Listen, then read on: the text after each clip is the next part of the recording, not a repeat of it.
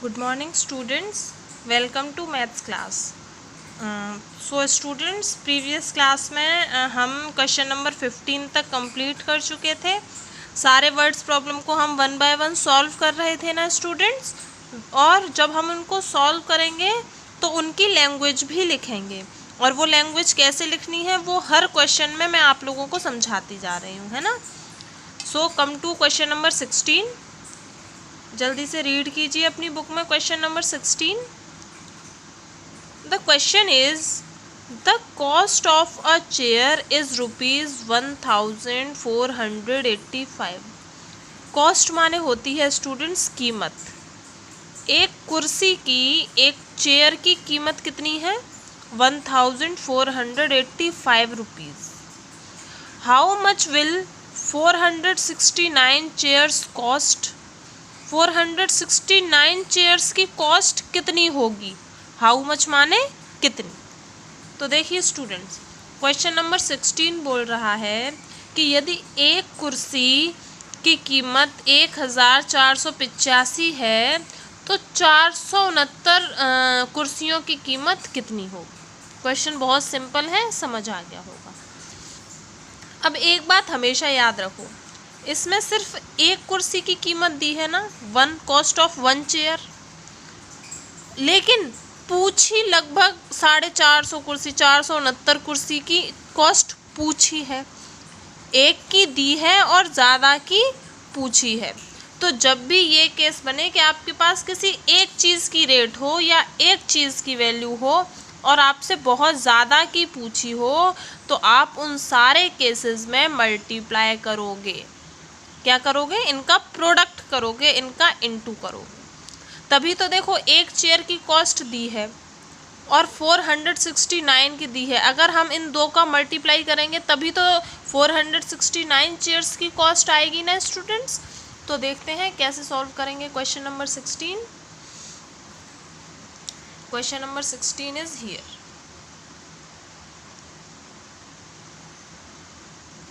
Cost of a chair is equal to ₹1485.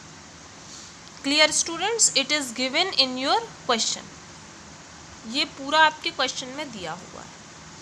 And we have to find out the cost of 469 chairs. हमें क्या निकालना है? 469 chairs का cost. So how can we solve it? To find out the cost of 469 chairs, we have to multiply this by the number of chairs. So is equal to, cost is equal to क्या हो जाएगी? Cost of one chair into number of chair. Cost of one chair कितनी है? 1485 into number of chair कितना है? 469. So अब students, मैंने ये अज्यूम कर लिया है, मैं ये मान लेती हूँ कि आप लोगों को मल्टीप्लाई आते होंगे, है ना. मल्टीप्लाई आते हैं स्टूडेंट्स, प्रोडक्ट निकालना आता होगा क्योंकि क्लास सेकंड, थर्ड, फोर्थ में आपने मल्टीप्लाई किए होंगे. तो जब आप इन दो का मल्टीप्लाई कर लोगे तो आपकी कॉस्ट आ जाएगी 469 chairs. So it will be your answer. तो अब अगर आपसे क्वेश्चन पूछ रहा है कि 469 चेयर्स की कॉस्ट क्या होगी यदि एक चेयर की कॉस्ट 1485 है, तो आपका आंसर होगा कि इतनी सारी चेयर्स की कॉस्ट होगी ₹6,96,465. And your question is solved. Okay students, तो देखिए कितना सिंपल है ना. So this way you have to solve question number 16. Come to next question. अपनी बुक में रीड करो students. Question number 17 is how much money was collected from 1786 students of a school.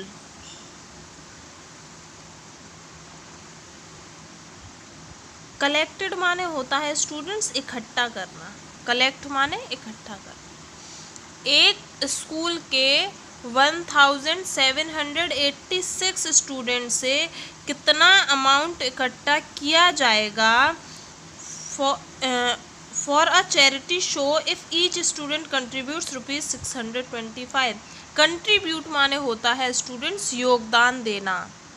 ठीक है, जब आप ये छोटे छोटे इंग्लिश के वर्ड्स अगर नहीं समझ पाए तो फिर आप क्वेश्चन को समझ नहीं पाओगे, सॉल्व नहीं कर पाओगे। इसलिए जो भी ये छोटे छोटे वर्ड्स मैं आप लोगों को बताती हूँ और जब आप वीडियो सुनते हैं तो या तो आप तुरंत की तुरंत अंडरलाइन करके लिख लिया करो या फिर अपनी नोटबुक में लिख लिया करो, क्योंकि ये छोटे छोटे वर्ड्स के बेसिस पे ही वर्ड प्रॉब्लम बनती है और अगर आप इनका मतलब समझ गए तो आप क्वेश्चन समझ गए। इसलिए जो भी मैं आप लोगों को क्वेश्चन वर्ड बताती हूँ, वर्ड मीनिंग बताती हूँ, आप उनको अपनी बुक में या फिर अपनी नोटबुक में लिख लिया करो। जैसे मैंने ऊपर बताया था, कॉस्ट माने कीमत, हाउ मच माने कितना, कलेक्टेड माने इकट्ठा करना, कंट्रीब्यूट्स माने योगदान, है ना।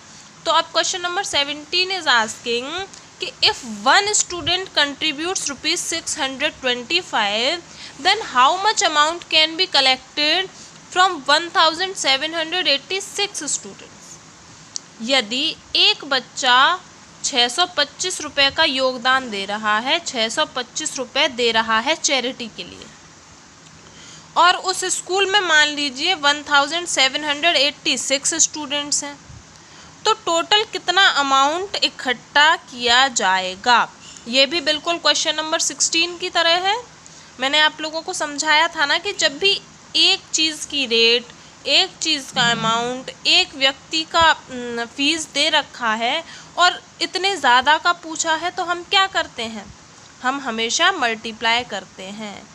हमेशा याद रखना स्टूडेंट, किसी भी एक चीज़ का नंबर दिया हो और ज़्यादा का पूछा हो तो आप मल्टीप्लाई कर दिया करो, आपका आंसर इजीली सॉल्व हो जाएगा। ओके, तो आते हैं क्वेश्चन नंबर 17 पर।